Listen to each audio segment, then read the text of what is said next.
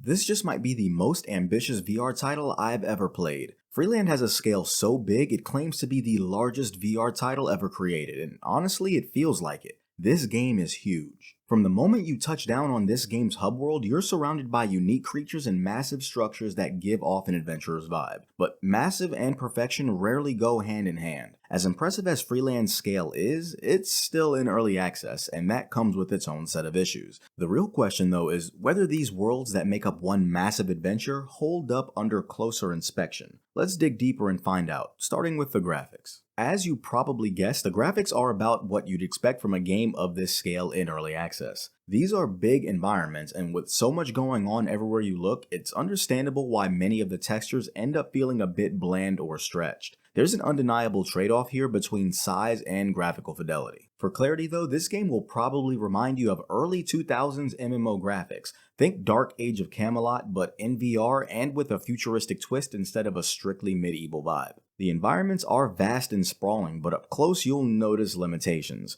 Buildings and portals can sometimes look more like placeholders than fully realized assets, and the level of detail just isn't there when you get up close. That said, the scale and sheer size of the game world do work to its advantage. Very unexpectedly, in this game, I found that the graphics didn't need to be ultra detailed to give you that sense of immersion. Visually, there's a lot going on in almost every space you go into, ultimately leaning into that MMO-esque virtual playground feel. That said, if there's one thing that stood out to me in Freeland's early access, it's the audio. In a game this size, having decent sound design is crucial, and at the very least, the developers seem to understand that. The audio was arguably one of the more notable aspects of this game in its current state. First of all the NPCs you encounter in the game actually have voices.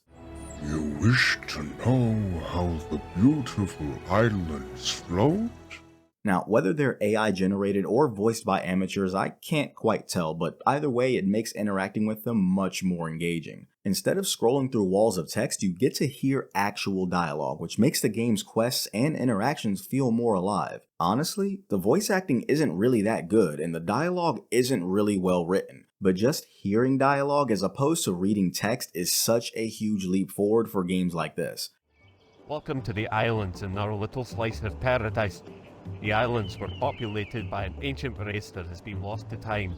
Then you have the dynamic music in these environments. I walked into a bar in one of the towns and upbeat tropical music started playing, which was unexpected. Again, may not be the greatest quality, but it's great as a feature and could easily be great with a little more polish. The music reverted back to outdoor music when I left the bar too, which is pretty cool. And while we're on the topic of audio, I did notice an issue with in-game voice chat. I simply couldn't hear other players speaking, and after checking I confirmed they couldn't hear me either. Now, this could just not be fully functional because early access is still early access, but hopefully that's something the devs will address soon. But if you're watching this video because you have no idea what this game is supposed to be, you're not alone. Going into Freeland, I wasn't entirely sure what to expect. The game markets itself as just about everything from a racing game to an open world adventure. What is clear though is that from the start, there's a lot going on in this title, and initially it can feel a little too ambitious. The developers are aiming high with this one, and it's hard to get a clear picture of where this game's true focus lies.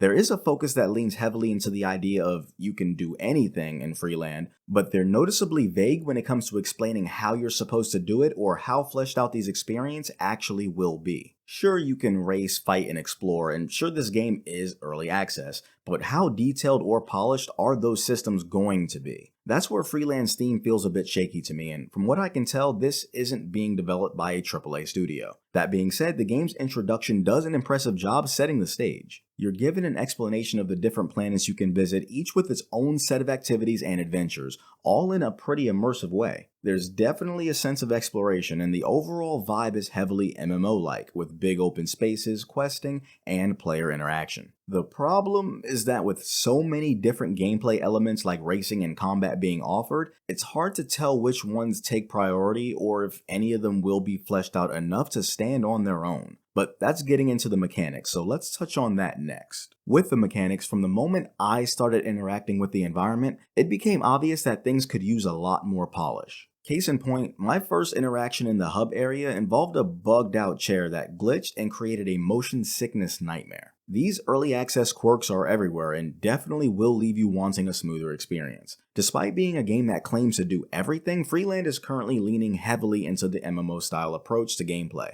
As such, progression is pretty standard. You complete quests, kill enemies, and earn XP to level up. There are areas in the game that require a minimum level to enter, which the game communicates fairly well, so you won't be wandering into a high-level zone by accident. Social interaction also seems to be a major focus. These worlds are scattered with huge lounge-like locations, almost encouraging you to hang out or socialize with other players. It's a nice concept, giving those who want to take a break from questing or exploring a place to socialize. The areas themselves do feel a bit empty though, and again, there's either a bug or current lack of voice chat, so here's to hoping this improves as the game pushes towards a full release. One thing that stands out a little too much is the undeniable cash grabby vibe that reminds me of mobile game mentality. Every time I opened the menu, which I did often by accident, something was trying to get me to spend money. They're not subtle about it either. $8 for cosmetics in a game that feels this rough around the edges just hits different and not in a good way. It's almost like Freeland is trying to mimic both the nostalgia of older MMO games and the aggressive monetization of newer ones, which doesn't mesh well in the current multiplayer VR landscape. Share what you think about monetization in early access VR games down in the comments, but let's touch on the options, which, to be fair, has plenty of potential even if the execution in its current state is a bit of a nightmare. The options as they are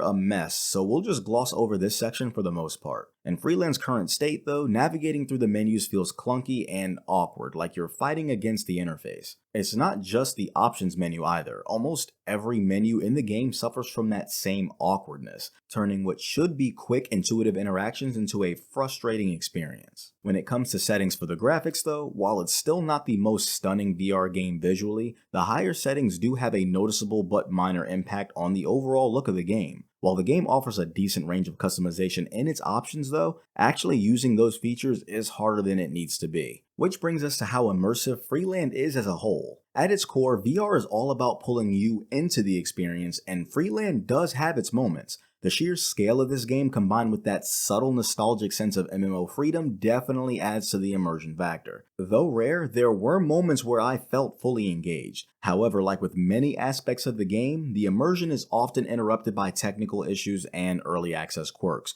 which of course is to be expected. Glitches, awkward interactions with the environment, and clunky menus break that sense of otherworldly immersion. These little moments, while minor on their own, add up and break the flow of the game. Now, at the time of this video's release, this game is free to play on both MetaQuest Store and Steam, so I strongly encourage you to ignore written reviews and try it out for yourself. But if you think this game isn't worth your time yet, check out some of my other reviews on the channel, and until next time, stay immersed.